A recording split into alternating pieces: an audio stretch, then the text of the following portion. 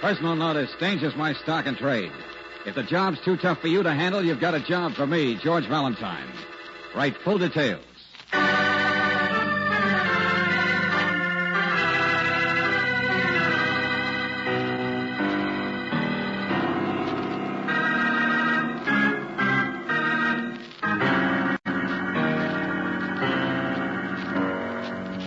Standard of California, on behalf of independent Chevron gas stations and standard stations throughout the West, invites you to Let George Do It.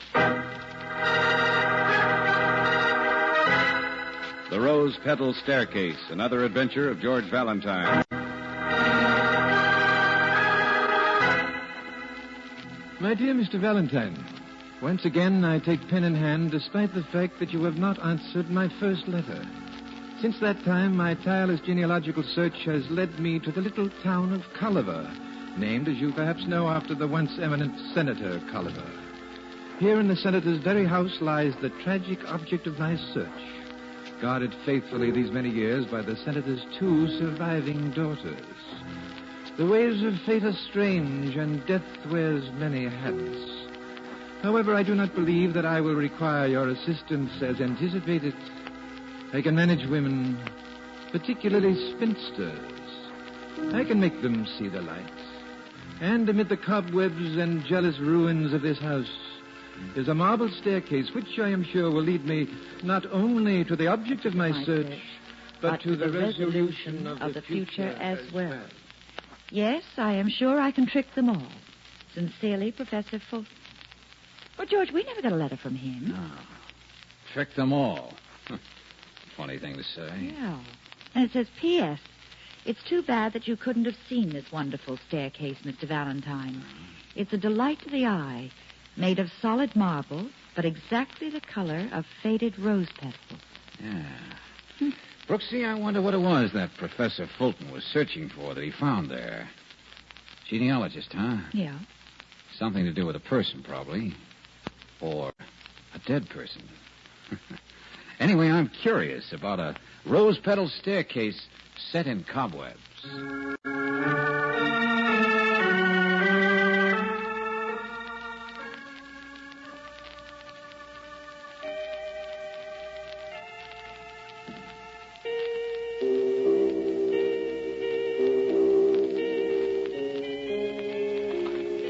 Oh, but indeed, this is not an imposition, Mr. Valentine.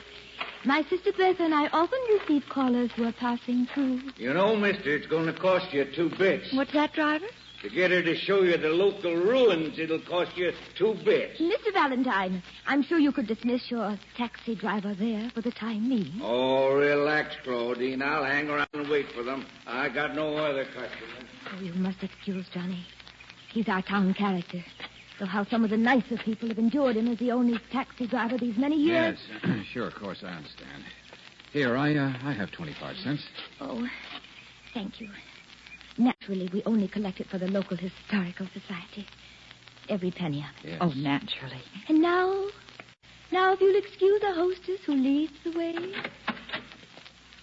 Callers, Bertha? Oh, Bertha, dear, callers. What? Claudine, no. Tell them to come back later. Pardon me a moment.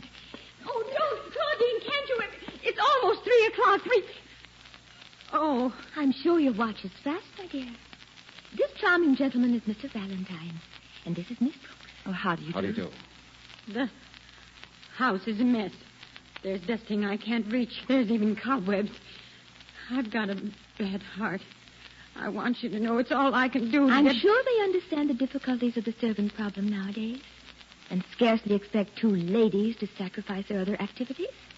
Not to mention the skin of their hands. The skin of whose hands? Bertha? Oh, now, look, please. We just heard about the staircase, and I want All right. I don't care. Whatever you want, Claudine. But I warn you, my watch isn't fast. And if you're... Oh, nonsense, my dear. As all the famous people and handsome young gentlemen in their evening clothes came up to our doorway and in through this hall, a footman stood ready to throw open the doors of the ballroom like this. And there they are. You see? Oh. Oh, it really is the color of rose petals, isn't it? Oh, it's beautiful. My father said he stole it from the color of my cheeks. The marble's from Italy, but the design is my own father's. He built it for us, for his girls. Rose-colored marble for the color of my cheeks. I was the oldest, the most beautiful, he said. But there were 3 of us. 3 of you? We had a younger sister. Her name was Esther. Oh, but I don't see what these... No, please, let me. There was music then. Music all the time. And dances and young men by the score. And before his death, my father used to tease me over who would be the first to come down on his arm with the rose petals and orange blossoms, and the young man of choice who'd be waiting below with the minister. Oh, there were many young men, Mr. Valentine.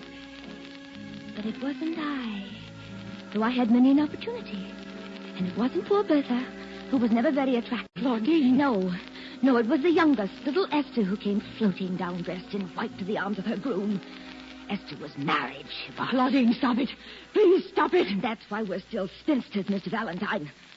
Our misfortune dates from then, from 15 years ago. Our responsibility. What do you mean? Esther and her handsome, strapping husband left the house by automobile. And the automobile overturned. And Esther was killed. Oh, but I don't understand about... Oh, Claudine, look what time it is. Claudine, get them out of here. Get them. Oh. Yeah, 3 o'clock.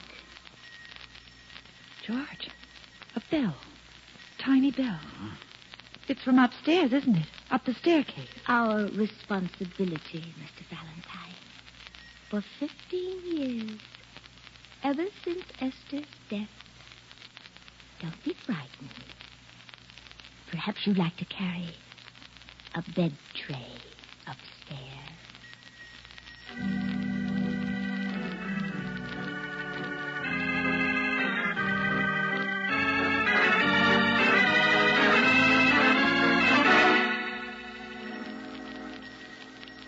George, it's from in here.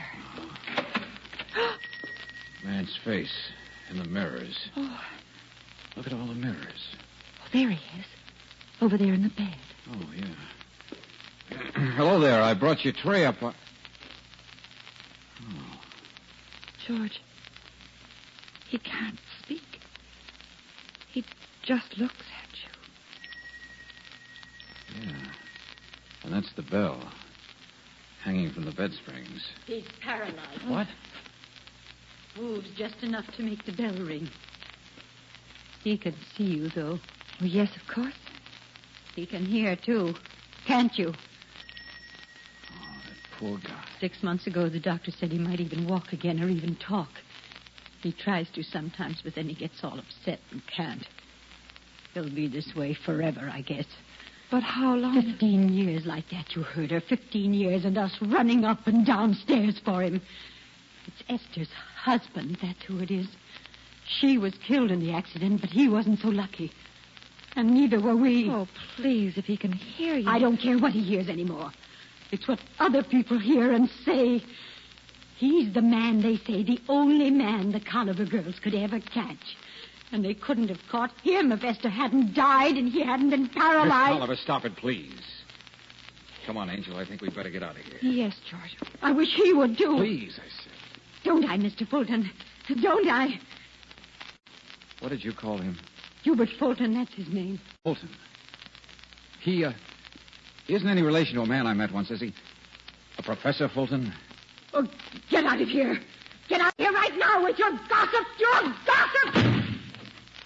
Oh, George. Poor guy.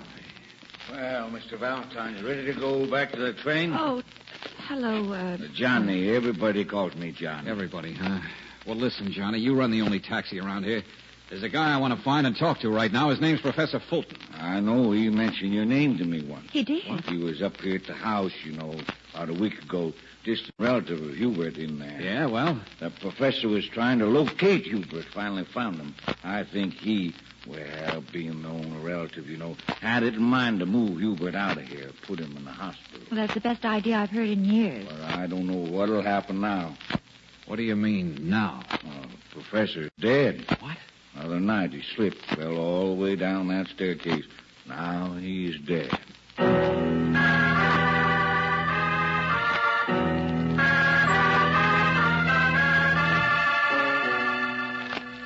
Just an accident, I presume, wasn't it, Miss Claudine? Oh, yes. Yes, that's what the coroner said, and of course it was. Miss Claudine, I think you're lying to us. What? Yes. Why are you so upset, so nervous?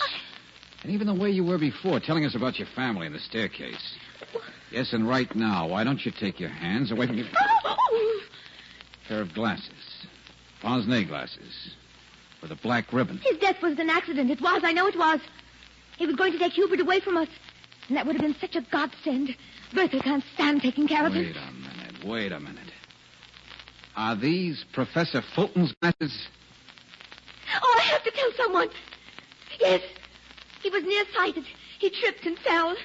But when I saw him in the funeral parlor, Well, anyway, I found his glasses the next day. Hidden here in my sister's room.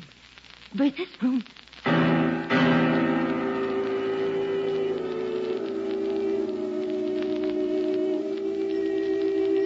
It's Bertha, Hubert. Bertha. Can you forgive me the cruel things I say in front of you?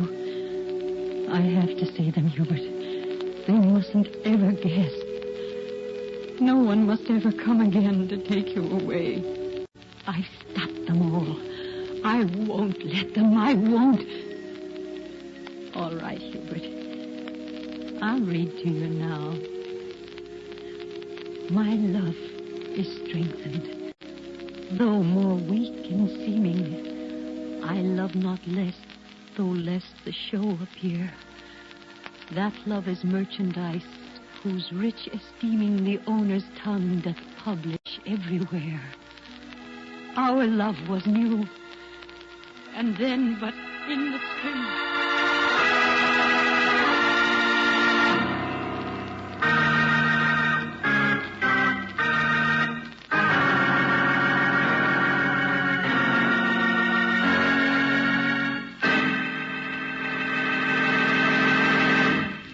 Return to tonight's adventure of George Valentine in just a moment. Do you know when most wear occurs inside your car's engine? Does it happen when your car is running or when it's standing still? The right answer is when your car is standing still. It's a fact that 80% of all engine wear happens after you turn off the ignition. It's caused by acid-laden moisture which forms on cylinder walls and results in corrosion and rust. RPM motor oil is compounded to prevent this damage. RPM keeps a moisture-proof film on internal parts at all times. Even though your car stands still for days or weeks, rust and corrosion can't get started when RPM is in your engine.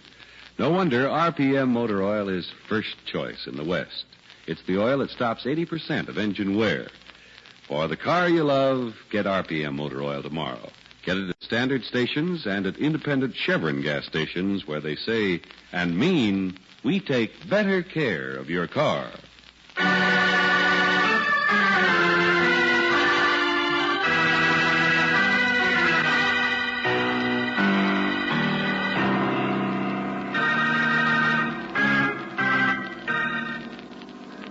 And now back to tonight's adventure of George Valentine.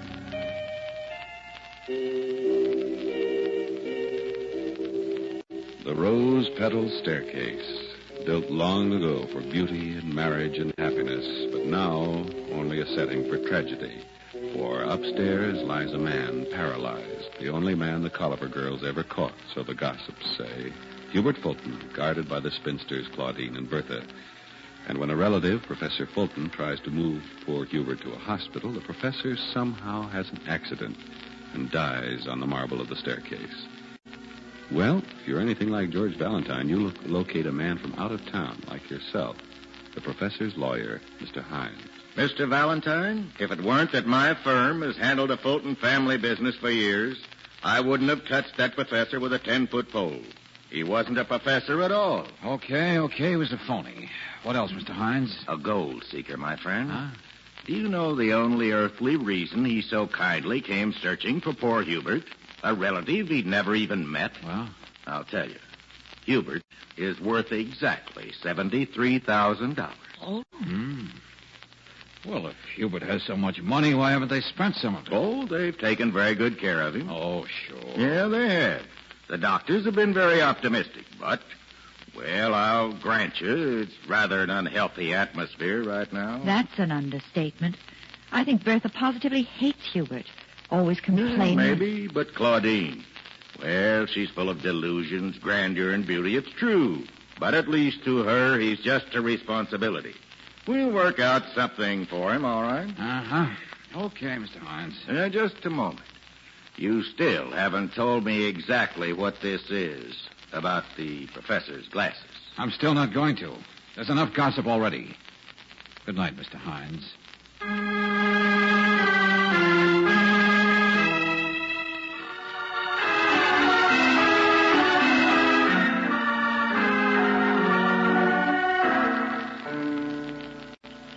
Did you see the coroner, Mr. Valentine? No, but we will later. He's out on a case. I wish you wouldn't. But I have to. No, listen to me. I've been sitting here and remembering. I knew so many boys and gentlemen, so very many. I could have had any one I chose if it weren't for the burden of Hubert. But it was so different for Bertha. How do you mean? She was never attractive. No one ever liked her. She never had a single opportunity. And it isn't surprising, is it, if a plant that never saw the sunlight should wither in strange patterns. I just mean she's been so unnaturally intense lately, and her own health isn't good. And perhaps if she went away somewhere, perhaps if she rested, I'm sure I could work out something with that nice Mr. Hines. You think your sister's getting a little too peculiar. But as for the coroner, you'd like to just let sleeping dogs lie, is that it? They're both quite peculiar, I'm afraid. Mr. Valentine, I just don't want to know any more about what those glasses of the professor's mean. I'm afraid it's not that easy, Miss Collins. But after all, she's my own sister. And it's impossible anything will be found by investigation and prying. Just a minute. I'm afraid I'm the heel now, Miss Claudine. I'm afraid I want to know about those glasses. Because if there's any chance Professor Fulton's accidental death was really murder, then the sleeping dogs are going to be waked up.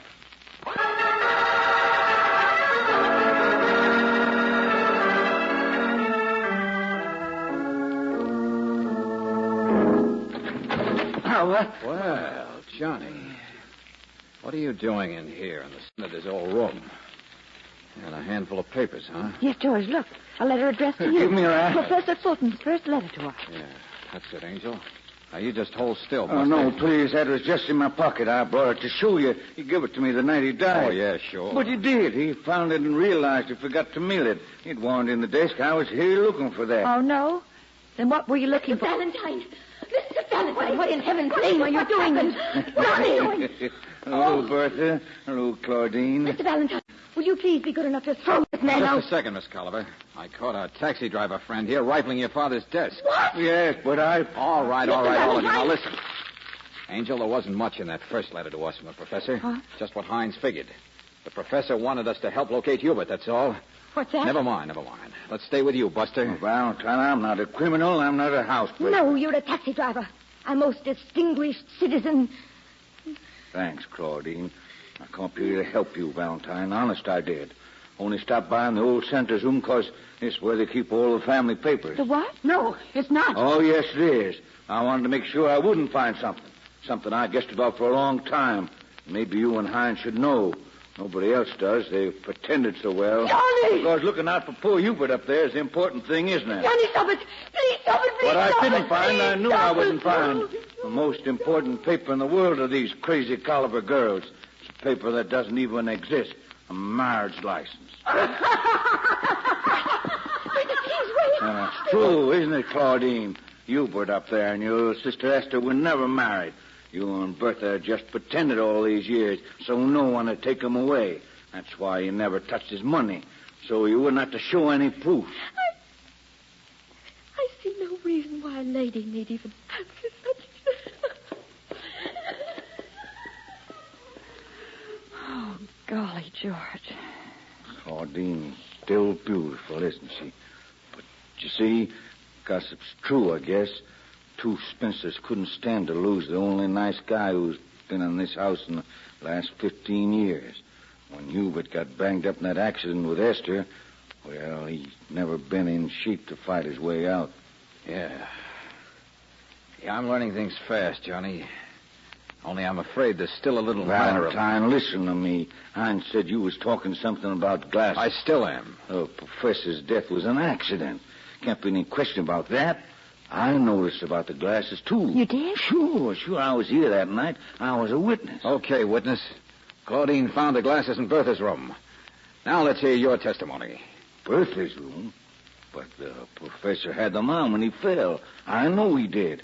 He was wobbling anyway. That's when he gave me your letter. Mumbled something about he'd forgotten to mail The it. professor was wobbling? He is no good. He's full of liquor. That's what I was doing here, bringing him liquor. That's why he stumbled. The girls is downstairs. I knew he was, because I was just outside and come running back in. And his glasses? I'm positive he had them on, laying there on the floor at the foot of the staircase before I went out to get a doctor. Yeah, I get it. So what happened to the glasses after that still doesn't make sense, but at least his death was an accident. You can ask the coroner. There was other evidence. Why didn't you tell us earlier? Why did you wait until now for a lot of things? Coming here, sneaking, being caught. That scene with Claudine and Bertha, hurting them like that instead of just telling us. You know, don't you, lady? Yes, I think so. Oh, sure. I've been hurt myself. Claudine? Oh, nobody's good enough for her. And besides, he's been hurt too, hasn't he? I don't think he's happy here, do you? I hear that? I guess he wants some. Oh, George, listen. Hubert's bell. Something must be the matter with him. Come on. No, hold it, both of you. Johnny, isn't there a back stairway up there? Well, sure, Okay, get up there fast, but don't let anybody see you. I'm finally getting my cap on straight. What? Now, Angel, we're not going up. We're going downstairs. Come on.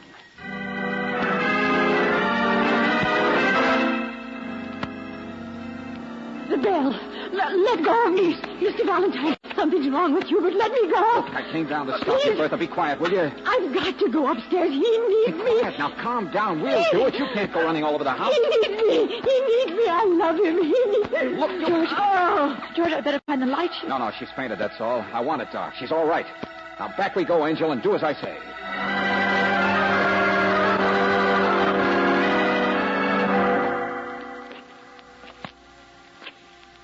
Now, this is it, Angel.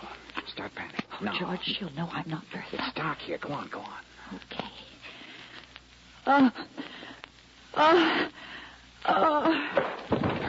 Perfect. Hold your breath. Bertha? Bertha, dear, is that you? Did you hear the bell? Hubert is all right. I've looked in on him. You needn't have come. You shouldn't have come running up the stairs like that, Bertha. You know you have a bad heart. Bertha, you shouldn't. Oh, dear, you've fallen. Bertha. I'm all right. Oh, Yes, it's just us, Claudine. Your sister just fainted downstairs. Take care of her, will you, Brooksy? Yes, sure, George. thank you. Yes, I'm afraid there wasn't any heart attack. So I guess there isn't any murder, is there? Mr. Valentine. Just like there wasn't any murder of the professor. But you thought it might be a good idea if I thought there was, hiding those glasses and pretending to find them. I can't talk about it. I won't talk about Why should you? There isn't anything to say. I guess it was you who thought up the idea years ago of keeping Hubert here. But it wasn't for his money, was it? Pride, I guess. Something to do with your life, with those dreams you live in. Oh, no. It might have gone on forever if the professor hadn't shown up trying to get his hands on Hubert's money. Contemptible, beastly, contemptible. It was just your good luck the professor had an accident. Oh, sure, I'm not nice. But you had to use me, didn't you? With Johnny sniffing around and Bertha all upset, you had to think up something so Mr. Hines wouldn't catch on to the real secret and take Hubert away forever. Hubert might be able to declare himself someday, and your ugly sister just might like him. She can't have him. She can't. Yeah, that's it, isn't it? She can't Lady, have what him. makes you tick if you... I don't love him, but she Wait, can't. Miss Culver. Esther can't. Miss Bertha Culver. can't. I don't love him. I don't love him. I can't.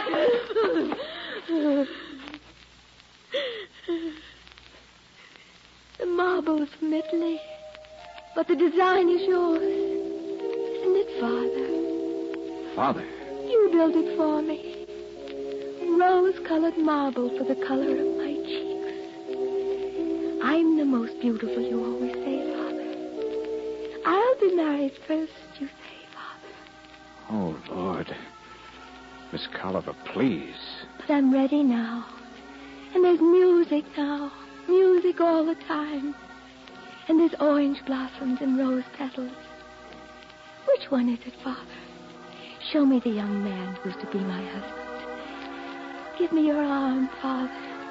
Lead me down the staircase. The rose petal staircase.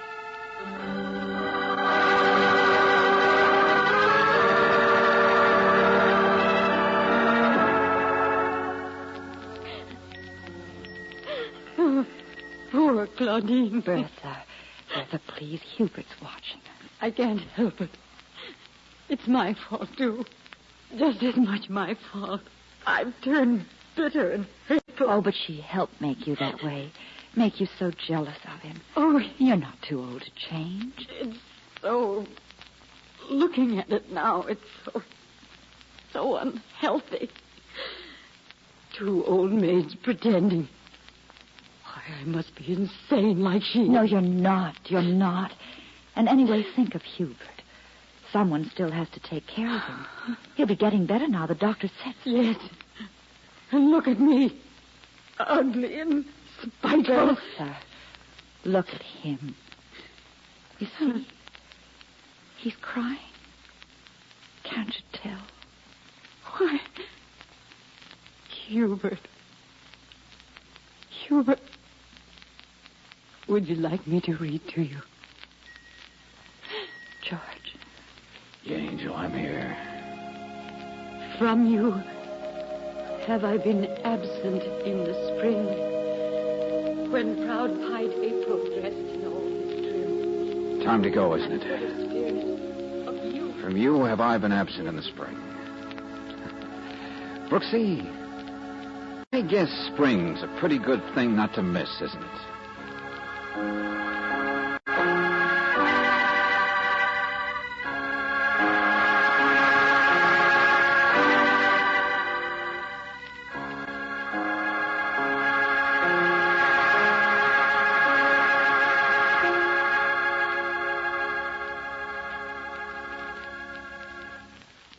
If you've had showers in your locality recently, you probably know exactly where your umbrella and raincoat are. But did you know that Chevron Supreme gasoline is also prepared for the whims of October weather? That's because it's climate tailored according to the season and to each different altitude and temperature zone in the West. Depend on it to get the best out of your car wherever you drive any month in the year. Try a tank full of premium quality Chevron Supreme tomorrow. You'll notice right away how your car responds better. Faster starts, faster pickup in traffic, ping-free power on hills. You'll agree you can't buy a better gasoline for today's high-compression engines. Ask for Chevron Supreme at independent Chevron gas stations and at standard stations where they say and mean we take better care of your car.